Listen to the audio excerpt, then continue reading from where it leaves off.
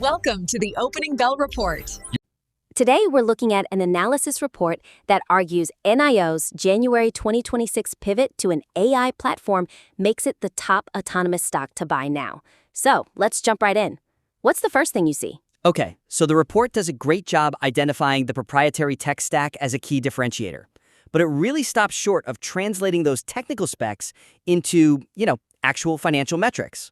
That's the first major hurdle, isn't it? The entire thesis seems to rest on the existence of the technology, not its economic impact. Exactly. It spends a lot of time on the Shenji NX9031 chip, for example. And look, saying one of their chips replaces 4 NVIDIA or an X chips, that sounds impressive. It does as an engineering feat, but the analysis just fails to calculate the margin impact. The reader's just left to assume it saves money, but what about those drastic cost cuts it mentions? There's no number. Right, and that's a huge gap. I mean, if you're trying to convince a skeptical investor, just saying we have a better chip isn't going to cut it. They need to see the bottom line. The weakness, really, is that the report is treating the chip like a cool gadget instead of a margin lever. It implies value without ever showing the math. So the suggestion has to be to move beyond just listing the specs. You have to start modeling the margin expansion. Yes, you've got to connect that 5-nanometer in-house chip directly to the income statement. That's what justifies shifting the valuation from a hardware company to a software company. And what about the scale? The report mentions a fleet of over 460,000 vehicles. That's a massive multiplier just sitting there. Precisely. So here's a concrete example of how to fix it. Instead of just stating the chip replaces 4 industry standard ones, give us a rough estimate. Okay. We know roughly what an Orin X costs. Call it variable X. We can estimate the in-house Shenji chip costs variable Y. Just show the formula. 4 times X minus Y equals the savings per car. And then you multiply that by the 460,000 plus fleet size? Exactly. All of a sudden, you're not talking about silicon anymore. You're talking about, potentially hundreds of millions of dollars in gross margin improvement? Now that is the language of a strong buy rating. But does that logic hold up for the other hardware? I mean, it mentions the Aquila system, the LiDAR. That stuff is famously expensive. It is, and that's another area you can strengthen using the same financial lens. Right now, the LiDAR feels like a cost center. The suggestion then is to link it to value, maybe insurance or safety? Yes. Ask the question, does this LiDAR reduce potential liability costs compared to a vision-only system like Tesla's? That's fascinating. So a hypothetical calculation. Even a conservative one. If the car is safer and that lowers insurance premiums, you've just boosted the total cost of ownership argument. You've neutralized the whole it's too expensive counterargument. It moves the entire discussion from features to finance. Which I think brings us to the second major point of the analysis, the business model itself. Right. The section on the NIO inside revenue stream is probably the most compelling part of the argument, but it lacks the detail to be truly persuasive. This is where it gets really exciting, but also a bit loose. It calls this the most critical bullish argument for 2026, which is a huge claim. And it mentions licensing deals, but then it leans on buzzwords like SaaS-like revenue without ever defining the structure of those deals. It starts to sound a little like marketing copy, not a rigorous financial projection. SaaS-like is a very dangerous term. Investors hear that and they see recurring, high-margin revenue, but if NIO is just licensing the Shenji chip, well, that's a hardware sale. It's a transaction, not a subscription. And if I'm reading this and I see you calling a chip sale SaaS, I might start to doubt your other numbers. So the suggestion here is to really substantiate those B2B licensing claims. Do some comparative analysis, maybe some specific revenue modeling. You have to answer the question, how does this licensing actually work? Is it a one-time fee or a recurring royalty? Because you can't just slap a software valuation multiple on a hardware licensing deal, not unless you prove the income is recurring. So to make that actionable, maybe look at some comps. What if the report drew a direct comparison to a Mobileye or a Qualcomm? Yes, that's a great example. Use a proxy for royalty rates, say X dollars per unit sold, and then project the revenue if their partners capture even just 1% of the robotics market. Don't just say revenue upside. Calculate it. Show the work. And I challenge the sauce-like description itself. The report mentions the NWM 2.0, the NIO world model. Is that part of the license? That's the key question. If the recurring revenue comes from ongoing software updates to that brain, then you have a case for a real SaaS model. Exactly. But if it's just the physical sale of the chip, you have to state that. It's about credibility. It's the difference between a PE ratio of 10 and a PE ratio of 50. Okay, let's shift gears. Let's talk about the counter-arguments. Every good analysis has to tackle the bear case. And this one, it feels a bit dismissive. The analysis dismisses the bear case too quickly, which paradoxically actually weakens the authority of the bull thesis. Right. It mentions a bear price target of $4, blames it on cash burn, and then immediately pivots back to the AI upside. It's like saying, hey, look at the shiny object over here, and please ignore the fire in the kitchen. It doesn't address why cash burn is a concern in the first place. It feels less objective. So the weakness is a failure to engage with the opposing view. And the suggestion is to steelman the counterargument. Acknowledge that the cash burn from the R&D on Banyan 3.3.0 and Shinji mass production is a valid concern. These things are incredibly expensive. So instead of ignoring the burn, you explain the burn. Correct. And then you use the data to dismantle the fear.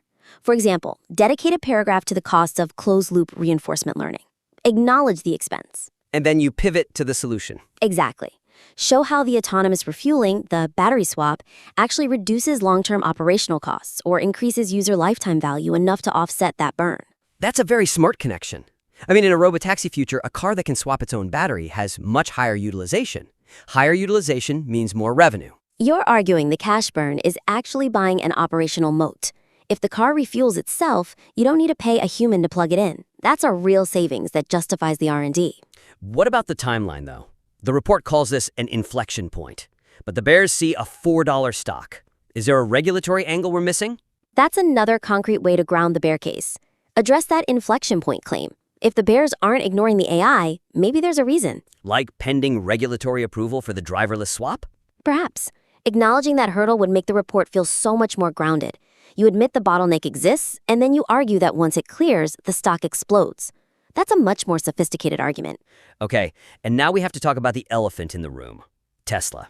The report clearly wants to position NIO against Tesla as the best autonomous stock. Right. The comparison is inevitable. But the current analysis focuses way too much on hardware differences, like LiDAR versus vision, instead of the cognitive gap. I saw that. It calls NIO the hybrid king, which is fine, but does being a hybrid really mean you're better? Tesla has billions of miles of data. Does a laser sensor really beat that? It feels like a 2024 argument in a 2026 world.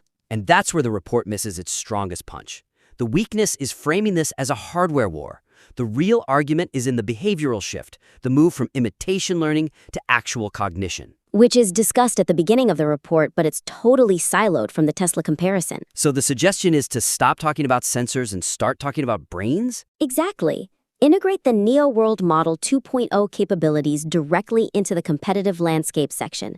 Argue why reasoning spatially and temporally is superior to Tesla's FSD approach. But how do you make that concrete? Tesla fans will just shout data is king. You counter it directly. You contrast closed-loop reinforcement learning against Tesla's reliance on data volume. You argue that quality of thought, simulation and imagination reduces the need for all those miles. Ah, so you neutralize Tesla's biggest advantage.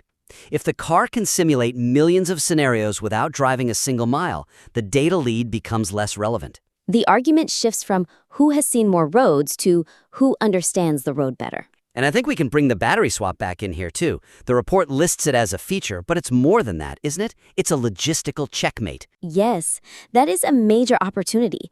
Use the autonomous swap not just as a feature, but as something competitively impossible for Tesla. Frame it as a complete autonomy loop.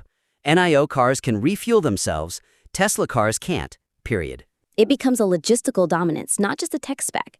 And if you're running a fleet of these things, the car that needs zero human intervention to stay powered is the winner. It moves the argument from my tech is cooler to my business model is physically superior. It ties everything together. The chip makes it affordable, NIO inside creates the revenue, the cognitive model makes it safe. And the swap makes it truly autonomous. Yeah. It feels like the writer has all the puzzle pieces on the table. They just haven't quite clicked them together to show the full picture yet. That's a fair way to put it. The information is there, but the synthesis needs to be stronger. We want to quantify everything. Exactly. So let's recap the main actionable feedback to make sure the next draft really hits the mark. Okay. We covered 4 main areas to take this from a technical update to a truly compelling investment thesis. First, quantify the value of that moat. Don't just tell us the Shenji chip replaces 4 Orin X chips. Calculate the specific margin impact per vehicle. Show the financial gain. Second, deepen that NIO inside analysis. You have to flesh out the economics of the licensing deals to justify calling it SaaS. Is it recurring revenue or one-off sales? Investors need to know. And third, treat the bear case with more respect. Steelman their arguments about cash burn so you can dismantle them with data about long-term value, rather than just brushing them aside. Finally, strengthen the competitive differentiation against Tesla. Use that autonomous swap as a logistical moat, a complete autonomy loop that Tesla can't match, and position the cognitive thinking of NWM 2.0 as the true disruptor over simple data volume. Thank you for submitting this analysis report. It's a fascinating look at the 2026 autonomous landscape. We invite you to refine the analysis based on these suggestions, crunch those numbers, and submit the next draft for a follow-up critique. We'd love to see how you build that financial bridge. Can't wait to see the numbers. Until next time, keep refining. Don't forget to like, share, and subscribe for more.